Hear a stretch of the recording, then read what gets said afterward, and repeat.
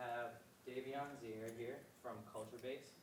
So he's basically a creative who likes to think about how technology can impact our culture today, and that's kind of what Culture Base is about as well. He graduated from Emory University with a degree in entertainment and media management, and then goes to a business school, which is in Emory. And then he's going to tell us today about balancing technology and culture, which is a very interesting topic. So. Thanks. Cool. Give yourselves a round of applause, you know what I'm saying, for being here. I graduated, but I did not go to every class. I also spent some time studying something cool called phenomenology, which is the study of experience. Everybody know what experience is? Anybody know? Nothing? Nobody knows. It seems like an abstract type of thinking, but it seems like you could probably take it pretty deep. Yeah. That was abstract. It's ultimately how we're experiencing the world, like anything. Phenomenology forces you not to make assumptions about anything. Like, there's a chair right here. I can see this side of the chair, but I have to now challenge, what colors am I even able to see? Like, what am I sensitive to begin with? What does the other side of the chair look like? If I go to the other side of the chair, is this side of the chair truly still the same? Or, am I making an assumption about the fact that the other side of the chair still looks away? So it forces you to be more objective in terms of how you're viewing things. And that's kind of how we'll get into today. So, hi, I'm Davion Ziere. You can call me Zai or Zaire for short. I am from a place over there. Closer to where we are, which is Georgia, but up in the top left. Santa Barbara is where I was born. It's more perspective. It's near Los Angeles. My parents were in school, so I went to college twice. I graduated with my mom when I was 3. And then I moved up to Oakland, this is actually a fun slide. So, cool. Oakland, California, I was Googling this. I actually did this part this morning, similar to probably how you did your homework today. And I was wow, why is the first thing that comes up ghetto when you type in Oakland, California? So that's a place that I'm from. I also moved down here to Atlanta. I moved a lot. I did this other slide this way because I also spent time in South Africa as a kid with my grandmother. I went to 13 schools before I went to college. I started college at 16. Aliens, we are all super foreign to each other, but I'm sure this whole series has been about technology and the future of the world and how aliens and artificial intelligence are gonna destroy us and get really insecure and be wow, humans, I don't know about y'all, so might have to do something about that. Aliens, androids, or cyborgs, I'm not really sure. Have you guys talked about any of that stuff? How technology will interweave with our bodies and our skin and our brains? You have any interesting thoughts, feelings about that? I think. Yeah. Go for it. Yeah. What's your name? Joel. Dope. A few years back about the chips that you put inside your wrist for credit card payments, basically NFC technology inside your skin. And one of the things I know what we're having a problem with now with just computers is basically monitoring. When that enters your body, it comes to the fact of how much is of you being monitored per se, and what can you keep and what can't you keep. Yeah. I know our own data we don't have. So what happens when our cells become data? So do we lose those rights as well? Does that just become willy-nilly? Does McDonald's know what my blood pressure is? It's a good question. Did y'all hear that question? Does McDonald's know what your blood pressure is? Another question, do they care? No, it's completely. And so, we've talked about artificial intelligence, how it'll weave in with us. I think there's different stages, and I'll get into that as well, from artificial to autonomous, which are totally different things. But they're related. Zai? Yes. I forgot to tell the students something. Oh, tell them. There's a discussion that you're supposed to take part of today. So you can do it during the class or after the class, but make sure you participate in the discussion. So these are great questions, and so Yeah. I want y'all to put those kinds of questions up there too. Yeah. So carry on. Yeah, hold on to your questions or let them out. I want this to be as interactive as possible, and stop me if you need to, if you feel like you're just like radically against something I say, like just get red in the face and yell it. Like that's fine. Express yourself. Yeah, this is a perfect slide for what I just said. So like you talked about like what will they know? What do we become? Is this our future? Is this truly what it looks like? Or are we gonna have this dystopian place? True interconnectedness through IoT, Internet of Things, blockchain technologies, whatever else we're storming up about how we can destroy ourselves. But I think the important thing to really consider here is where we are actually today, and that's something I think may have been already talked about. I'm not really sure. I didn't get the privilege of watching everyone else speak, but I do know for a fact that we are more in the state of assisted intelligence. This is really important because we really make radical statements about where we're going and how in the next 7 years, like all of a sudden, our dogs are gonna be talking to us and, able to shoot lasers out of their toenails, to dig out of your yard as opposed to just using their regular nails. But we really aren't necessarily there. There's a lot we don't know. There's a lot we don't know about our technology. But even more so, I would say there's a lot we don't even know about ourselves. So the next step is really like augmented intelligence. And then we'll get to this place of like autonomous, which at some point in the future, we already thought we would have flying cars. So, I don't know which one of you have driven around in a flying Maybach recently, but hasn't been me. No, not yet. Not yet, at least. Unless we could figure out a way to like use gravitational pull and make it lock in place, which whole different conversation. A lot of things we're not ready for. So I want to like break this down. Like, what is technology to you? Anybody? Joel, but before Joel, since you spoke last, I'm gonna be that guy today. Rohu. It's just something that it's a machine that you create to assist you in a task. Okay. Yeah. Dope. Something that assists with mechanical processes. Okay. Cool. Improvements to what we done before, like fire technology, going from fire to wood. Yeah. Okay. Any other thoughts? Feelings? Because they're different. Anything beyond the skin that assists us? Yeah, I love that. That's interesting. A new form to express myself in a different type of work using like different programs such as like maybe Autodesk or Adobe programs. So, like, everyone is sort of like going in a similar space. One thing I want you to note is that the answers are all completely different, though similar, all different. Though we might have a definition, which I will show you in a second, like that says a lot about even like how we're moving as a people, as a society, as a world, like that we're all going to use or likely to use different words. We're not really this like homogenous black and white, like, yeah, to me, technology is a robot with, a brain. Like there were different descriptions of relatively the same thing. And then that goes back to the point about like natural intelligence, artificial intelligence. I kind of break the words down here in a certain way because I think there's a lot of different types of intelligence that we don't really consider how it moves.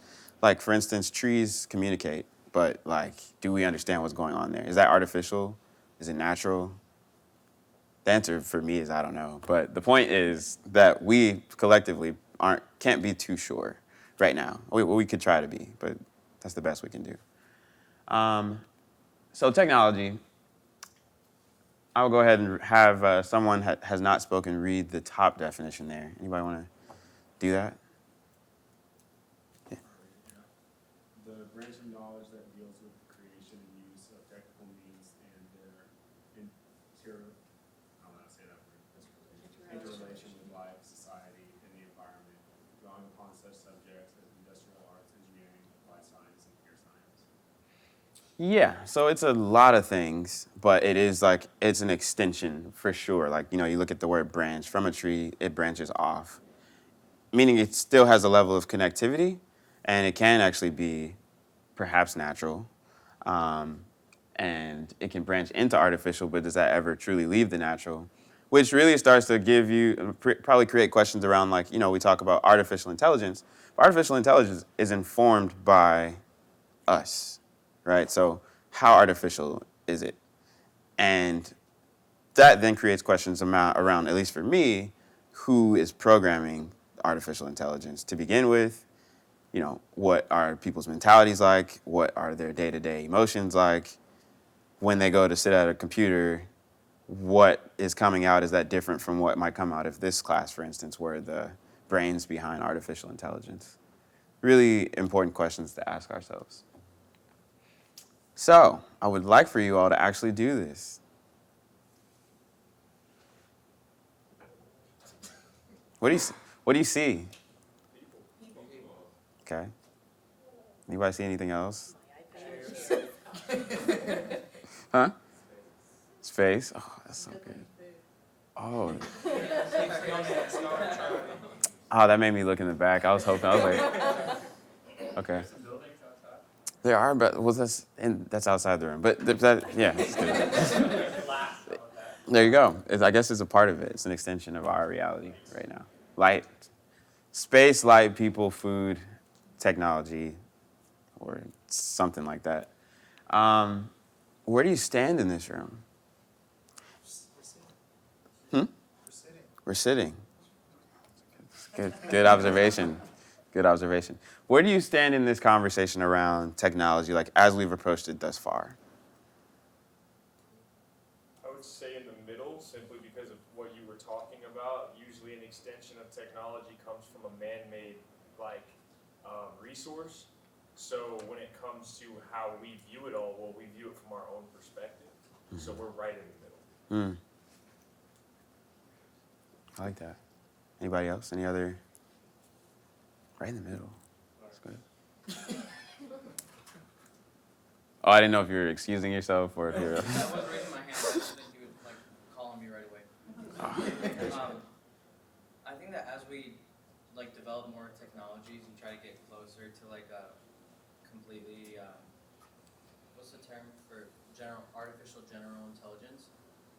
I think that is a ways away. But as we get closer, I think we're gonna actually realize that there's a lot more we need to figure out, because there's a lot more to ourselves that we want to emulate that we don't even know that we can emulate or that exists, you know? Mm-hmm. So we're gonna find that there's gonna be more and more problems as we create more and more solutions. That's interesting. So your solutions create more problems, potentially, or definitely, because we live in a world where we see this happen all the time. I don't know, that's a really interesting thought. I would like to kind of hit on that for just a brief moment. We don't really know our capabilities. Like, we see movies where people fly and do a lot of supernatural things, but then we kind of say, oh, no way. But then we experience certain things in our lives where it's that's a little strange. But I'm not going to talk about that because, it's not real. You want to say? Are you a spiritual person? Am I a spiritual person? Yeah. Are we spiritual people? No, you're allowed to. One thing I like to do is reflect. So I become a mirror sometimes. So to the class right now, you can just what do you see in yourself? Is this a spiritual room? Are there people here who identify with that word? What does it mean? I'm gonna get back to you because anybody? Yeah. The separation between mind and body, there's Mm-hmm. that gray area, Mm-hmm. and that's what I consider the spirit. Mm-hmm. Whether it be religious in context or not, there's more or less an inner type of, this is the core me, and it has something completely different to do with my brain. Mm-hmm. That's interesting. And then you even pointed at your head when you said brain. That's interesting. Where is our brain? Is it our brain? Is this the brain? Just Yes. You ever? Yes. Perhaps. You have these feelings sometimes. They call it a gut feeling or impulse or intuition. And when we talk about our brain, the more you dig into it, there's the amygdala, there's the frontal cortex, there's these different parts, but they're all related to our body, and our body feels and senses on its own without us telling it to. I don't tell myself to feel butterflies when I'm around somebody. Now, not that I do that often, but the point is, it's a real experience, right? So what is that? So does that lead me to consider, maybe not think, but consider with each of our faculties that there might be more than what we are thinking or assuming, perhaps. Did you have? I was just gonna say, well, because of what we assume is what's coming from what we've learned in school all these years, you know, the respiratory system and all that different interconnected stuff. But yet, like you were saying, like, who knows if we can't take that a step further? You know, as long as we have been studying it, take that, double it, and then see where we are then. Yeah. Well, it's an interesting thing, right? So if you do consider there's a spirit or gray area, perhaps it's something functioning on a different level, which that's actually how the whole world works. There's things functioning on several levels. There's sub, super, whatever you want to like call these things, right? So perhaps like our bodies are technology for something else. I don't know. But it's a possibility, and the point is that like these are things worth considering, especially as we look at things outside of ourselves, such as technology, such as like artificial intelligence, computers, cars, whatever it is, assisted living, Internet of Things. You know, and I have this slide here because it starts to get into these other spaces. It's like, well, you know, what role does empathy play in AI? Like creativity, like will AI have like this innate ability to do this as well, or is it doing something else? Is it replicating? Does that tell us something about ourselves? Are we truly creative, or are we replicating? There's just like a lot of questions that start to come up the more you dig deeper. Before I continue, any questions? So I have two things that these are just my random thinking. Yeah. Sometimes when I think about empathy, you know, there's a pretty heavy emphasis on empathy right now when you're raising children or when you're teaching, or just seeing from other people's perspectives, like through virtual reality and all of that. But I feel like we're all trying to sort of ultimately want to get into each other's heads. So I think that's really fascinating. So empathy is like that push. And then the other thing, this is a sort of a tangent, but I see this propagation of podcasts and also of reality TV, which to me is actually, we all want to listen into every single conversation and every single thing that is actually going on. So we're documenting basically everything all the time, which of course leads to the singularity or of some sort, which is where we all merge together and then, I don't know, die or something. But anyway, but anyway, those are my random thinking. Yeah. Yeah. No, I love it. I absolutely love it. And I love it because it's real, right? We have a lot of thoughts, things that we actually just kind of brush away instantly too, and that's a thing. Like, how many thoughts do we have in a day? How many feelings do we have in a day? How many things do we really sense in a day? Like, how many things are affecting us all the time? If there is reality TV and there are podcasts, like are they informing? So perhaps, like, let's say there's AI and it's built on reality TV. Like, that's a certain type of world that we're developing. And how true is it? I think that's like one really big question that I often have is like, how much truth is like our technology capturing? Or is it capturing it at all? Are we just giving it certain angles of perspective or imagined angles or perspectives on reality? I feel like one of the problems when it comes to AI and technology is when we're replicating it, something which we haven't been able to replicate, which for all of us, we pass down experiences from generation to generation. So like we can go back thousands of years and the experience that our ancestors had, you know, a little bit of that's still with us today. With AI, we're just starting it from right now, and it doesn't have all that experience what humans have, and I think that's one of the things that when it comes to like empathy creation and intuition, was trying to create in a system which really it took us thousands and thousands of years to build ourselves. Fascinating. I mean, unless we figure out how to program an AI engine or some form of technology to like plug into our genetic code and discover the truth, we might not find it. And AI might always be built off of some skewed or untrue reality. I think a lot of people would rather take AI to actually be built off of that untrue reality, because as you know, like we as humans we can be both the best of beings and also the worst. And I think if anybody, like let's say a parent with their children, they want to make sure that the children that they create are instilled with the best of them. So when they get older, they have, you know, the best morals and everything. When it comes to AI, I'm pretty sure humanity would see AI as generally the exact same thing. They are our children. They are literally what we want to be the perfect image of ourselves. So we wouldn't instill AI with the whole truth, because the whole truth is we are not these perfect beings, and because we're not these perfect beings, you can't be either. We have this tendency to want to see ourselves as we are the pinnacle of every single thing that's that's around. And if we're going to create something that's a mirror of ourselves, which AI would essentially be, or at least to begin with, we would want to see them as something that is perfect, something that when somebody looks at it, they see it as divine or great. No one would want to create something. No one goes into a situation to create something and want to create it into mediocrity. They want it to be perfect. And sadly, creating something that's perfect also means you have to take away a lot of the things that, a lot of the nasty truths that we ourselves lie to ourselves all the time. So, did y'all hear what he just shared? Do you have a thought?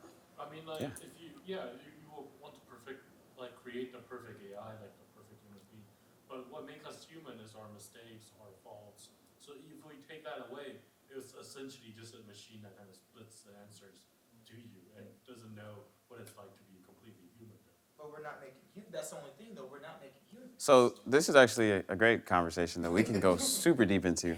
But I mean, there's a point that I'd like to share, and that's like, is there really a need for anything to be perfect or mediocre? Because those are still perspective words, right? Like, perfect. Like, what does that even mean? Like, what is truth? These are great things, and I would love to like program an AI to just ask that question. Like, what is the truth? Like, because once we understand like what's real, we can also learn like how to heal on certain things. Like even just like in our personal lives, it's not until the moment that you accept something like as it is that you can like start to make real progress. Otherwise, you're just like building on top of something that may not ever fully like align or make sense or like or progress, right?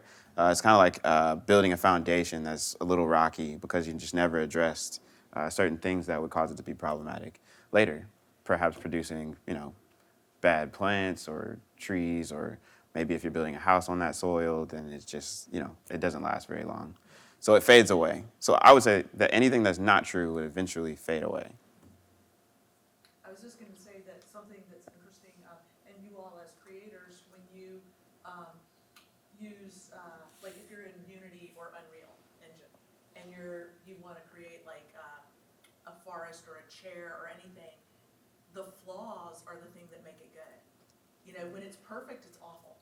When it's perfect, whatever you want to call it, but if it's like a person and they just look generic, then it's awful. You want them to have like craggly skin or creases at their eyes and asymmetrical, all that stuff. That's actually what you like. So I think it's really interesting that we actually like and like when you tell a story, the story has to have the nasty parts that you're talking about. That's actually, you said who doesn't want to create something perfect? Writers love to create the most flawed human beings, because that's what we love. That's Interesting. Yeah, it's memorable. I like to think that actually would be one of the reasons why if you're going to go into the AI field, or you're going to have a field that's full of engineers trying to create artificial intelligence, you do got to have someone there that does have that artistic vision to go along with it.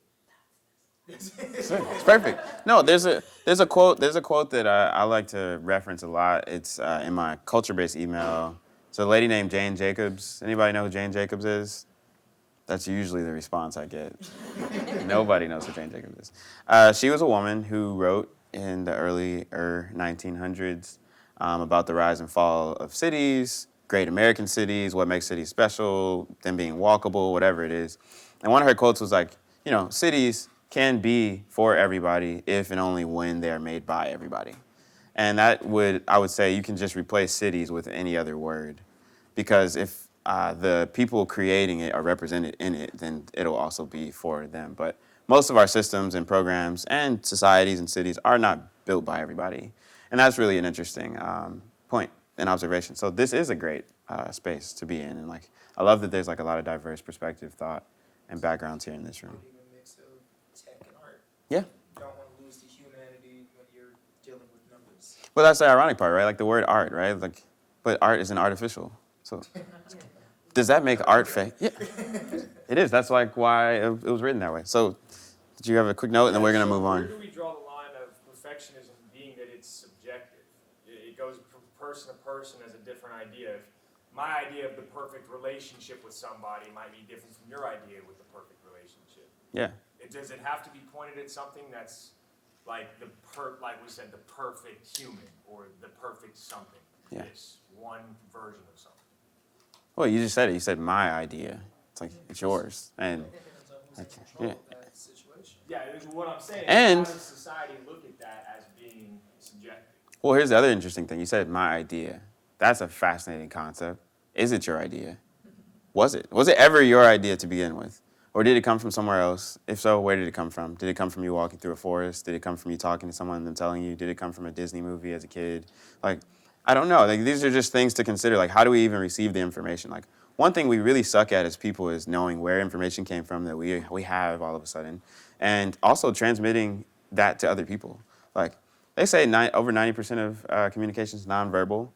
That's a lot, but we use words so much. Like even this conversation right here, this is words. Well, partially, but there's nods and motions, and we all have clothes on, and clothes say things.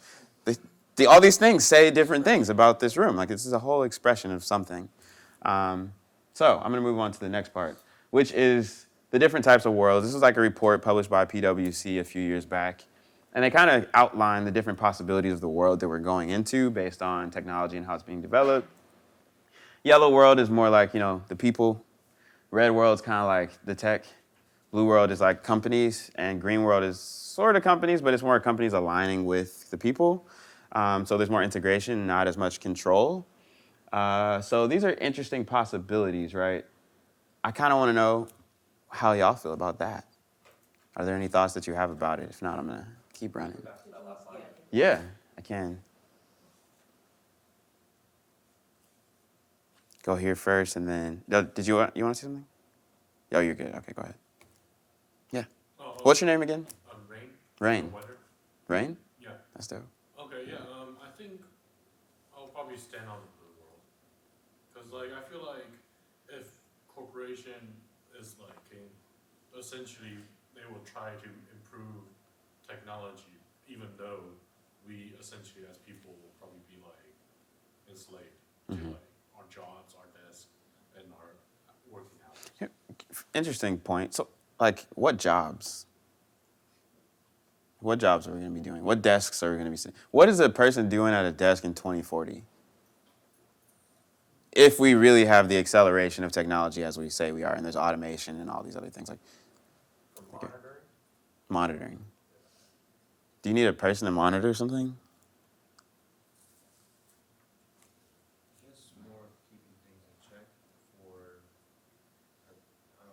maybe a good example, like power plants usually are a little bit automated and have people to check and make sure things stay automated.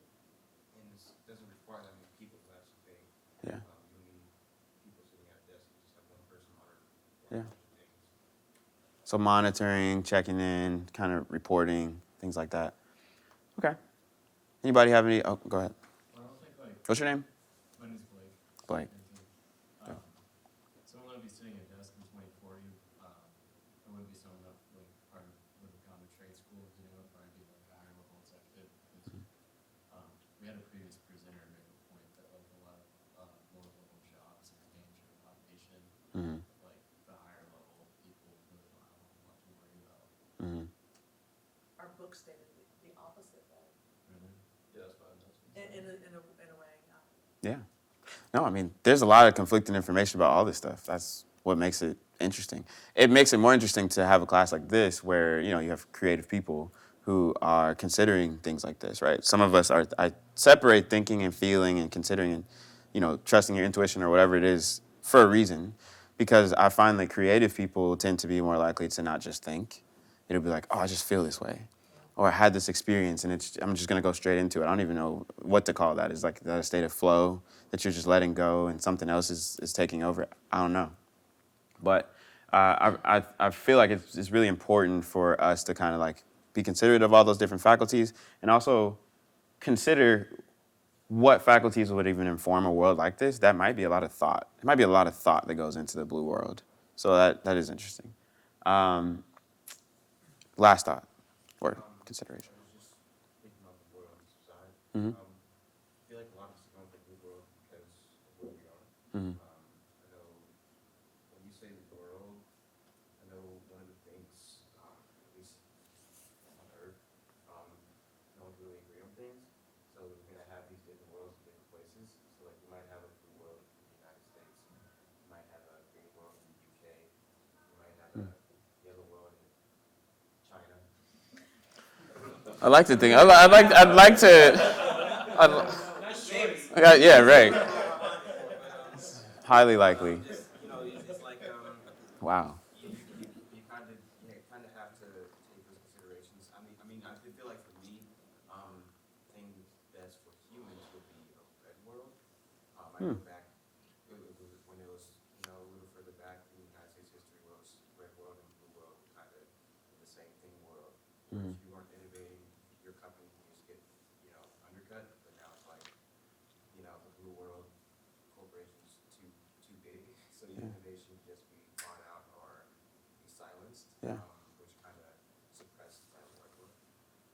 So I'm gonna give you all some facts. I don't know if they're right after this. Like I said, did this kind of like a homework assignment that I did today. I did start before today though. So y'all know what this is before I even It's like a galaxy. anybody? Nobody know what this Is it a prediction of what the universe looks like, zoomed out? is. It's like a Milky Way. So it's like, so this is an attempt to capture like what dark energy and dark matter is like. Because dark energy and dark matter are supposedly like 95% of our universe. We don't really know what dark energy or dark matter is. If you ever read a book on astronomy, it's gonna go, here's all the things that are true. And it'll have a little section that'll say, here's dark energy and dark matter. It's pretty much everything. But we don't know what it is, so we'll keep telling you about all the things we know. So yeah, I mean, this is like the lit areas are more like 5% of the matter of the universe. Anybody know what this is? Somewhere underwater. Ocean. Somewhere. Okay, so water, ocean. It is. I mean, so it's the same sort of thing. Like we've explored less than 5% of the ocean. So we've explored less than like 5% of what is the universe, which is arguable because we don't know anything. So we probably have explored less. And we probably explored less than 5% of the ocean. But we love to state facts about like, oh yeah, this is the future and this is where this is gonna go.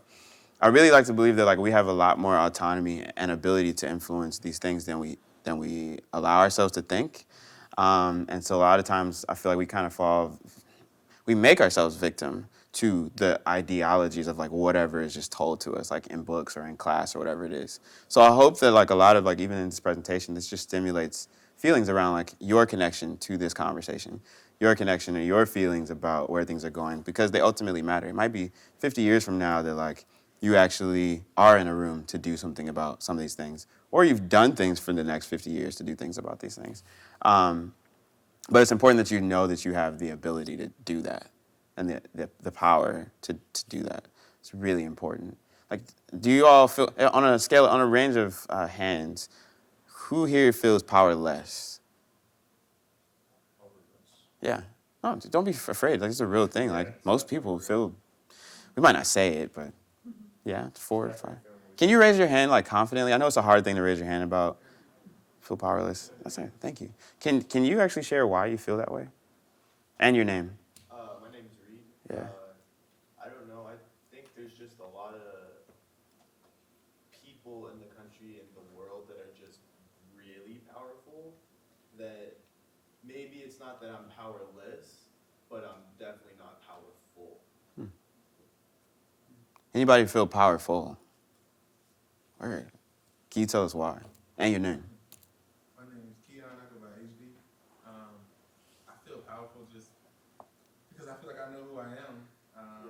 I feel like regardless of what's happening on the world and stuff, I can't speak for everybody. I mean, I identify my ethnicity with Hebrew, so I feel like I'm a recreation of what God is. Person. I feel like that every second, regardless of what happens in life. I just sustain that, knowing that I'm exactly what God is. And him. These are really good. Like I'm glad this was recorded. That was cool. This is good. That's just, because there's a sense of in the powerless, sample. And by the way, like things are what they are. Like it's okay. By the way, like if you feel powerless, that's probably a great place to be as far as acknowledging that, because there's power in like just being like, yeah, this is how I feel, and nobody can take that from you. And if you feel powerful, it's the same thing. Like it's like that's you, and you can only like move like across a spectrum based on where you are and you being able to like identify where you are today.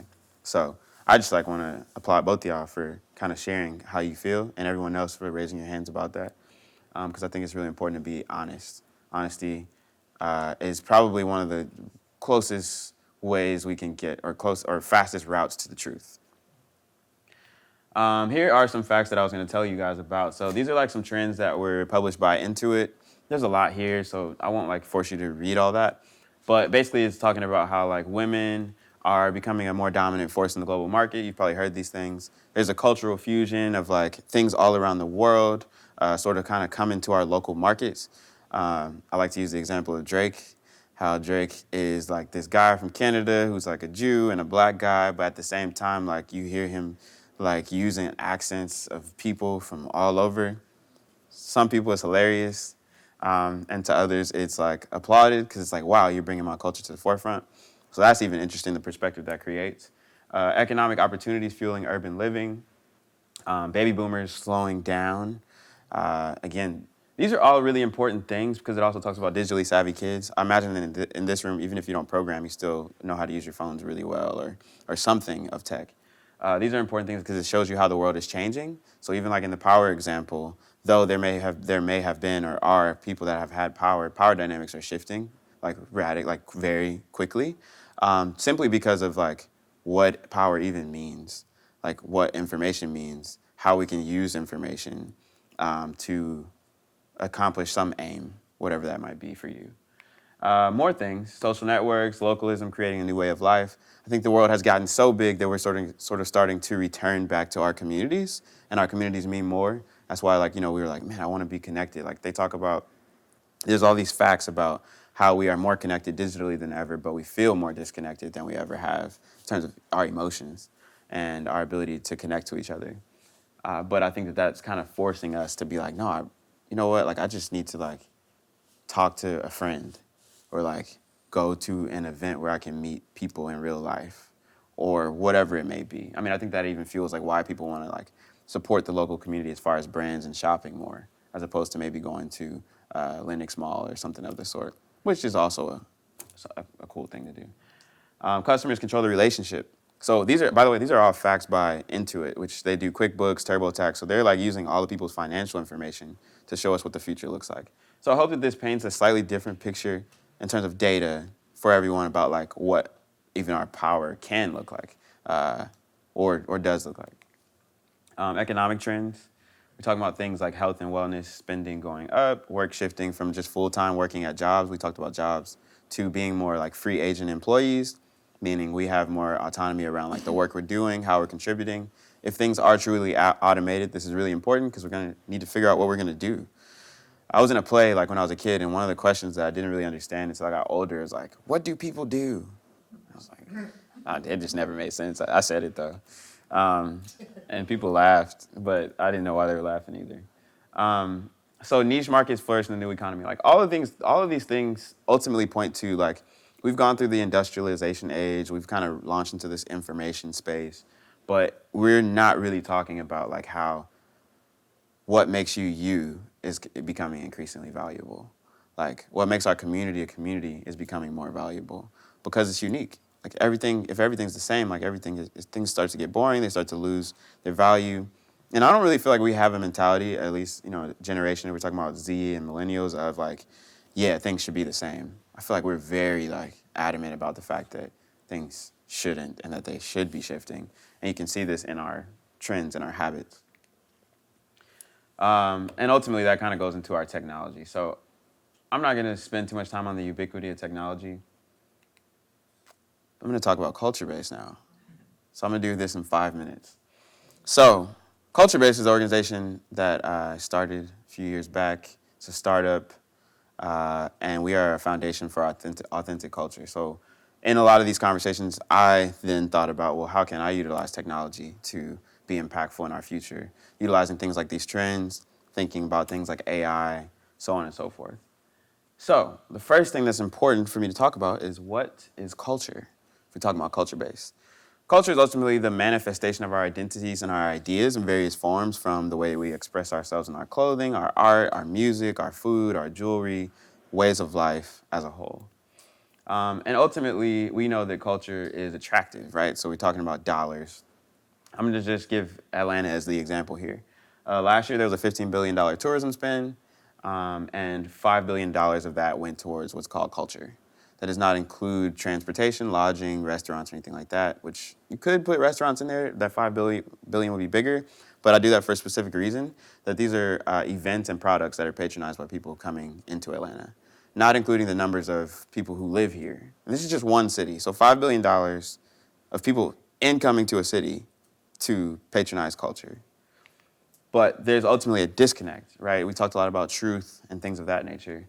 And that's that visitor bureaus and concierges tend to be the organizations that inform people's experience of what a city is. Anybody know what a visitor bureau is before I just gloss over that? Nobody? Oh, Yeah, it's the organization that the businesses that are counting on people coming to town to spend money with them support this organization. And this organization then promotes Atlanta as a place to have things that will make you money.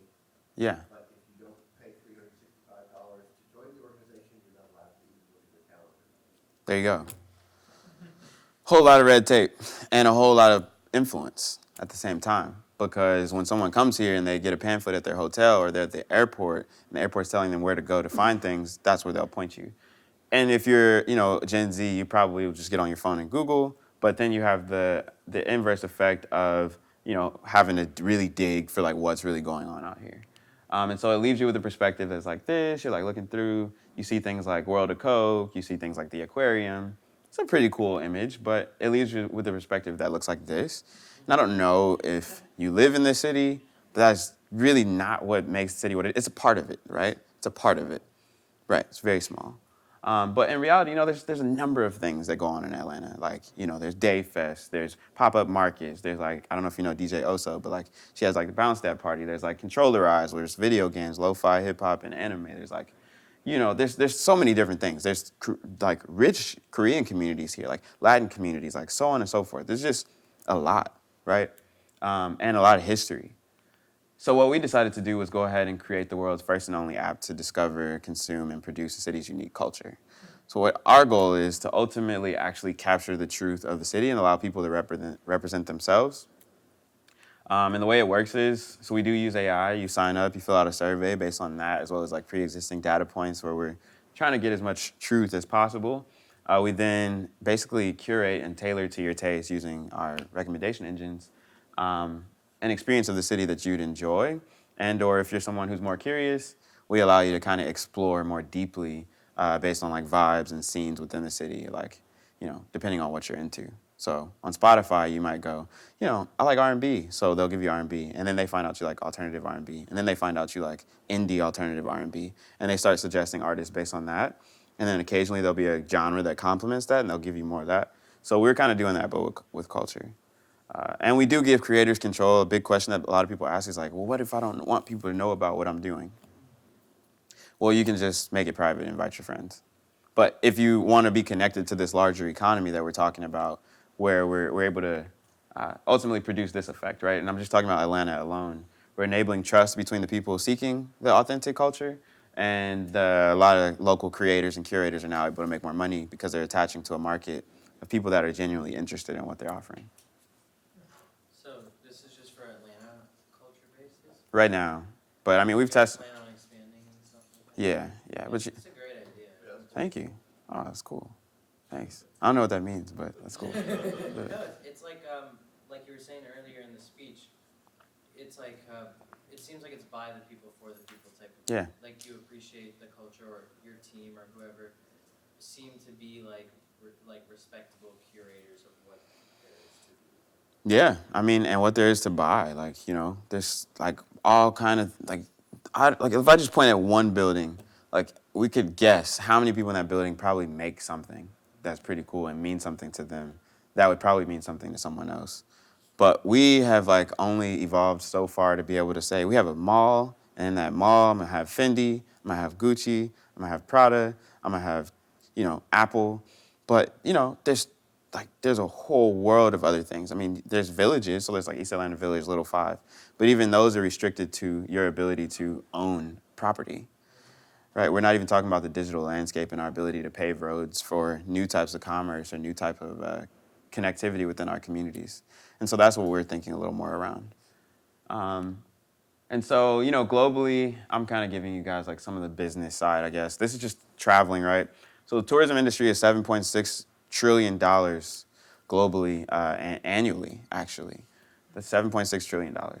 And so this 260 billion is like what we believe like is attainable if we like really expand worldwide. And that's only with tourism. That's not including like what would happen in terms of circulating dollars within the local community. As a result of that, like our goal is to make sure that we're a platform that as we grow, we take a percentage of everything we make and we allow the users to be stakeholders and voting on where the money goes back into the community. So it's not just something where it's like, oh, I'm on Instagram. That's cool. But it's like, you actually can vote on where that information and that value is going back into yourself. So it sort of starts to recycle value. To date, we've actually already done like a lot in terms of like starting to get out there in the market. We've done activations with a lot of these brands. We are looking for ambassadors from these campuses, and we have some on a couple campuses. So if you all do want to talk to me afterwards about that, that's an opportunity. Channel partners. We actually experimented with going like the Lyft and Uber route where we like pass out cards and just tell Uber drivers like, hey, have people sign up on our newsletter or join our wait list and see like what the effect would be, like how many people actually ask the question in an Uber, what is there to do? So we found these as like effective places to connect. Our activations look like, so we took Tesla and the Falcons as an example, and we partnered them with over 50 local vendors in the community. That produced over 5,000 transactions in just 4 hours, simply because of the visibility of what those 50 local vendors were doing, because people saw Tesla and the Falcons. So we're like, well, if we can just show people that these things exist, we know that we can definitely produce more of those effects. So, follow us on Instagram at CultureBase. Like I said, if you're interested in joining the mission, that's sort of how you can do it. You can email me too if you want. My email is Ziere, Ziere, at culturebase.io. That's Ziere at culturebase.io. I know we don't get things the first time, so. Ziere at culturebase.io. So that's basically that. So, oops. Yeah, you can see the homework I was doing today on Oakland. But so that's all I have as far as my presentation today.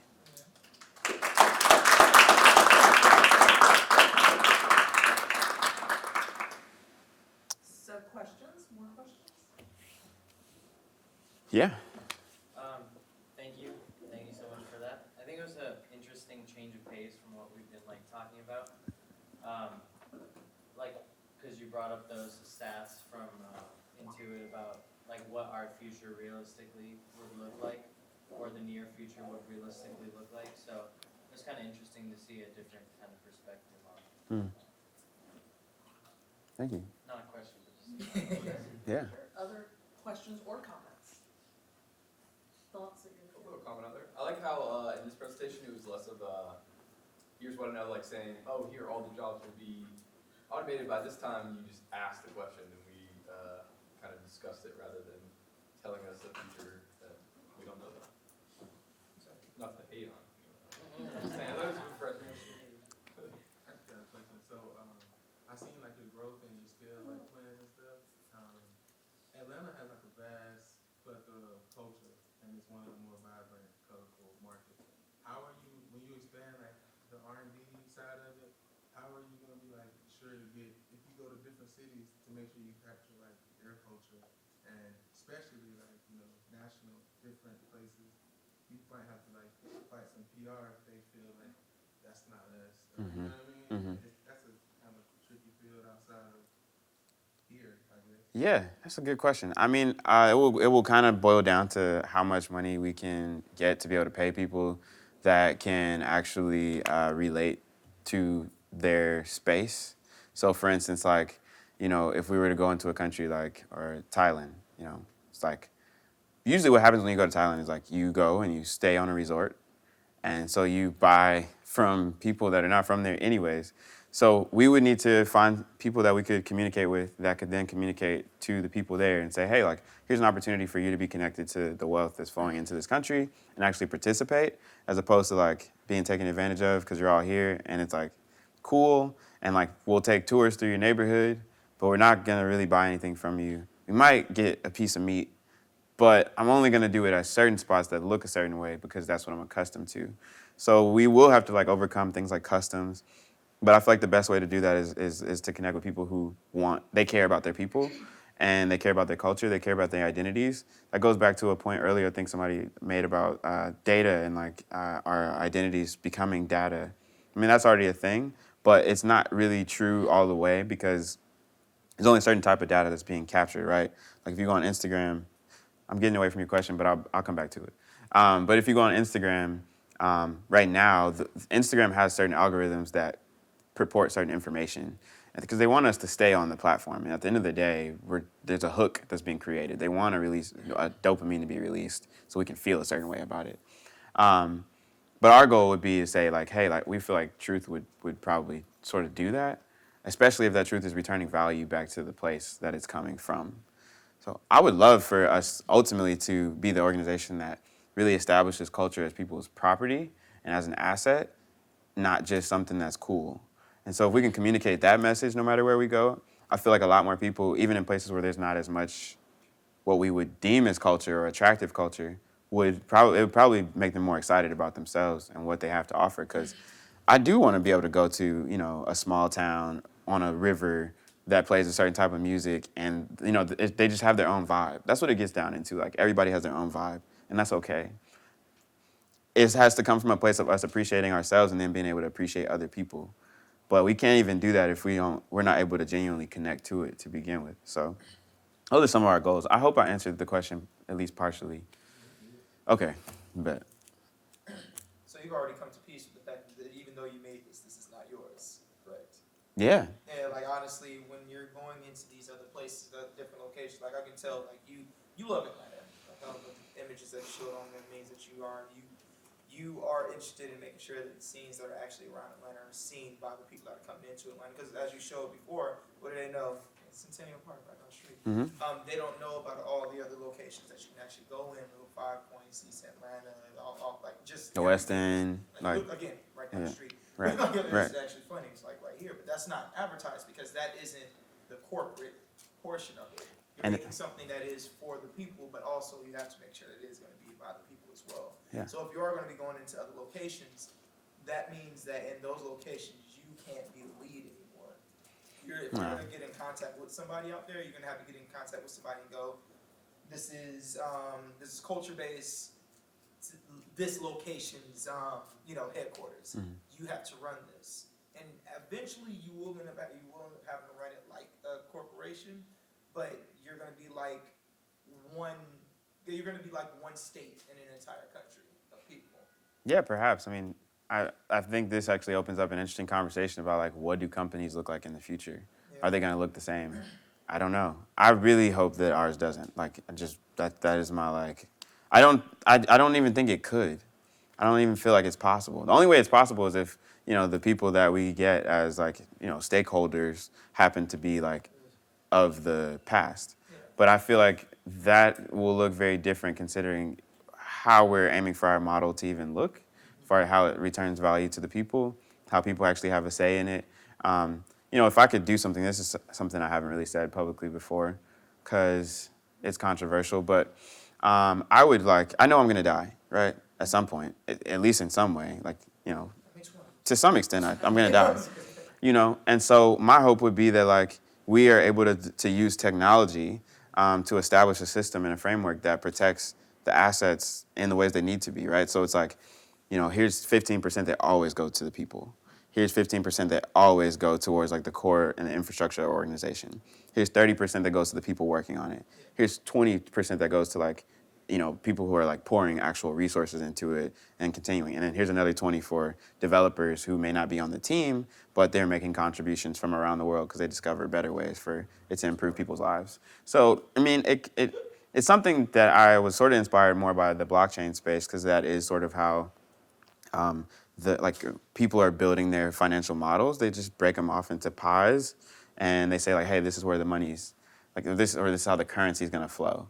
I think these things are changing. I think we're having a hard time coming to grips with how they're changing, and I feel like value is shifting altogether. Like, I don't even know what money will look like in 20 years. Like, is money the same?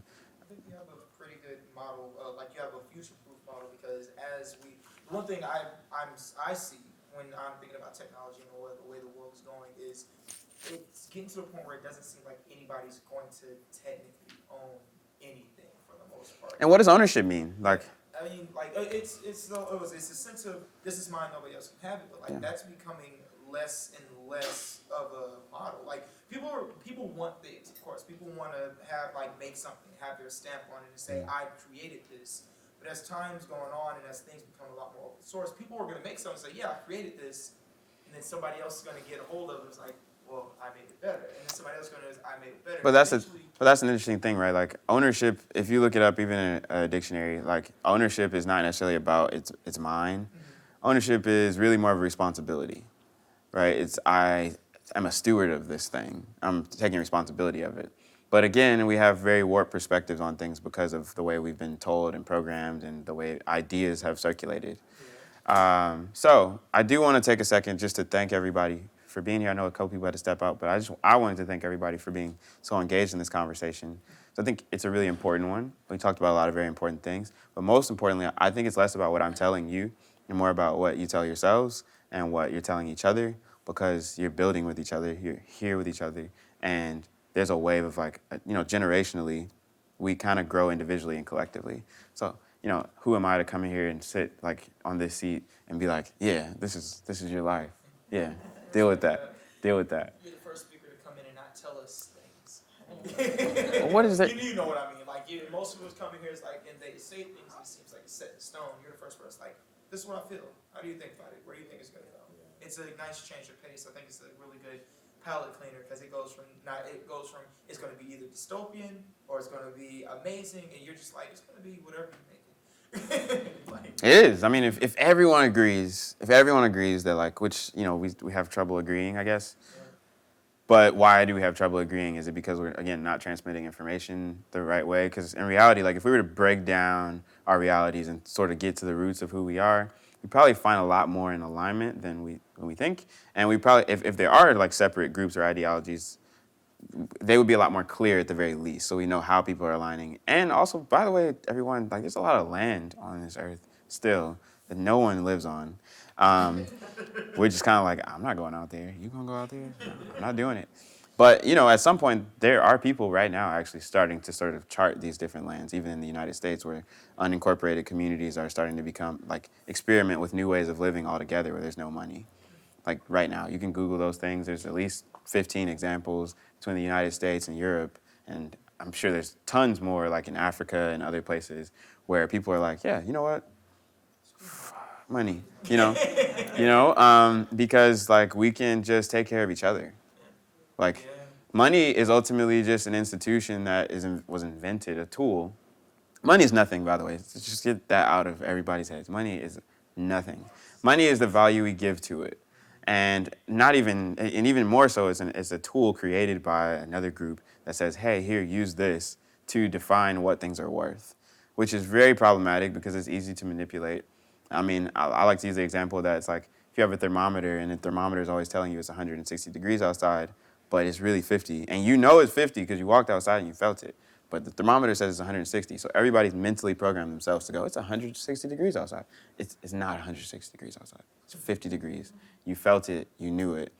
But instead, because someone told you and everybody agreed that it's 160 degrees, now we all have this perspective. And we're slightly uncomfortable because it's just not true. Why is it so cold? Why is it so hot outside? It's not. I think that's the biggest thing that I've taken from this talk, and I really appreciate you, is because I kind of got transported back to undergrad philosophy classes and really taking, because a lot of times these conversations about I work here at Georgia State too, and I work in the graduate admissions office, and we're all about this shift of data analytics, predictive analytics, but we don't necessarily question, we don't ask these types of questions, we don't have this type of philosophical dialogue about, well, what is this? And what's behind this? And even from an artistic standpoint, because I'm also a visual artist, and I know one of the things that I really focus on in my work, you can say it's representational, but I always come from the understanding that what I'm doing, if I'm painting a landscape, it's not a one-to-one ratio, right? And a lot of this is perceptual and conceptual. So I'm constantly bouncing back between both worlds. And I think too many times when we're having these conversations about technology, we're not thinking philosophically. We're not asking existential questions about the nature of what is even reality. Like, you know, I love a show like Westworld because it's constantly playing with this idea of like, what's reality? How do we define consciousness? What is consciousness? Is there a separation between mind and body? So thank you today for sort of reinvigorating this conversation. Because I think oftentimes, at least as far as like a lot of things I'm reading and trying to like learn about, or even talking with other people that are trying to, you know, to branch off and do startups, I don't know if they're necessarily having these types of conversations. And it's important, you know, to have that because a lot of assumptions, like you said, are being made about, well, these machines are just machines. They don't have feelings. Like machines were programmed, people are making these models, like real people with biases or particular perspectives on how they view the world. So thank you. Thank you. That was a great remark. I just piggyback on that. You are one of the first presentations to incorporate the social fabric and like where we are as a humanity. I agree with what you're saying. I am a big fan and I'm excited about where technology and AI and everything is going. But I do think we slightly, a lot of times, lose track of like what makes us human, the social fabric of things, and like the underlying ethical values, or, you know, principles and morals of things. But Oh, that's really cool. I mean, it's cool. I mean, that's super cool because it's like, you know, people, we're also resilient in an interesting way. Like, how are we here?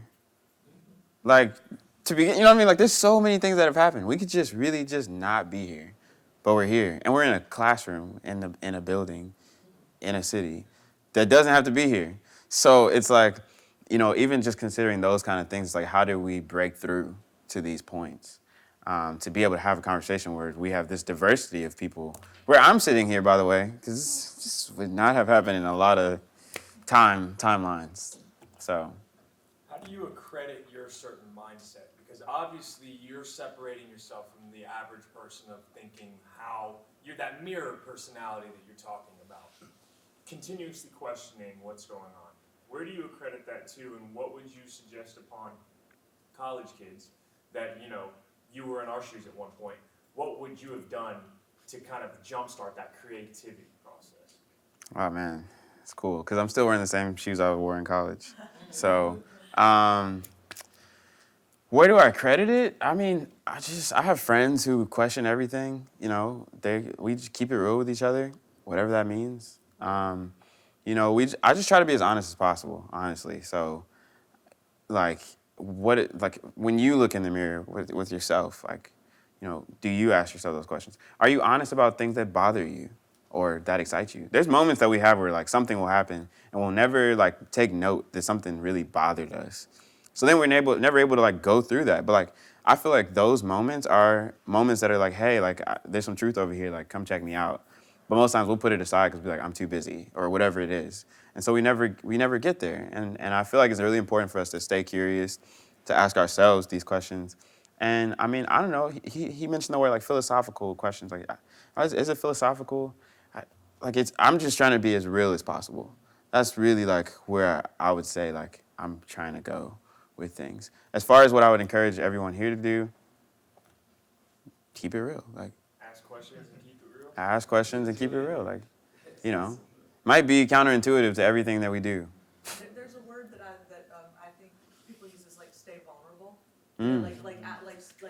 Being able to ask questions here and like stating your opinion is in the old school style classrooms, that's actually really embarrassing and nobody ever wants to say it or speak it or bring it forward. But so that's why I wanted us to make comments too, because I need to stay vulnerable, you know, because I'm not like the head, you know, because all these questions are so just on ongoing, evolving. Yeah. It always evolved, like we're rivers, you know?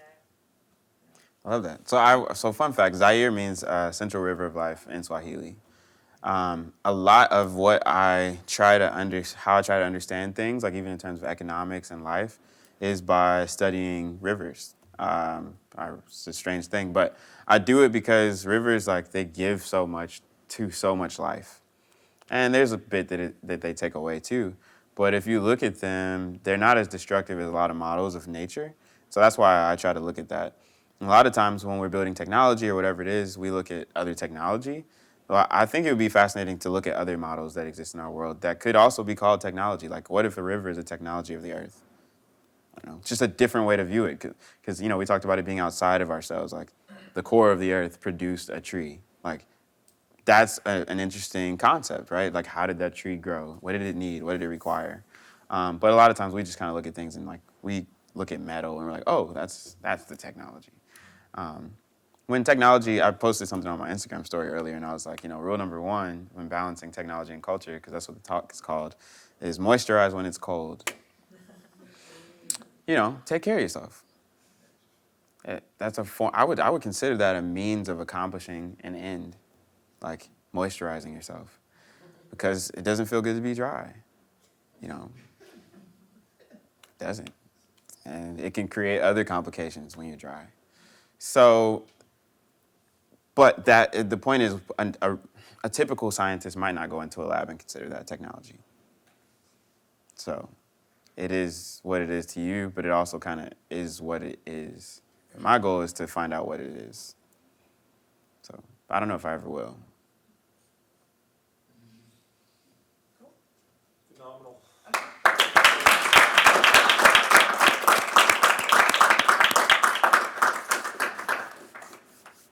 So, thank you for. Yeah, thank you. Do you guys have a plan for a, interview afterwards?